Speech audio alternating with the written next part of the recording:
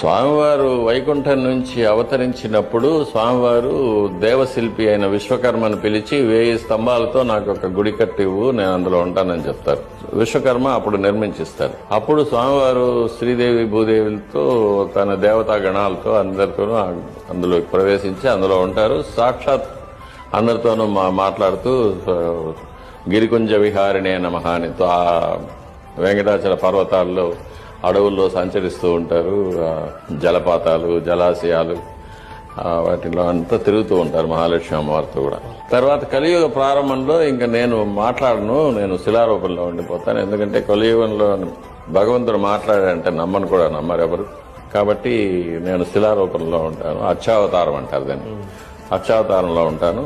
కానీ యోగులతో మహాభక్తులతో నేను సంభాషిస్తూ ఉంటాను, వాళ్లకు ఉత్తర్వులు ఇస్తూ ఉంటాను అని చెప్తారు. తర్వాత ఆ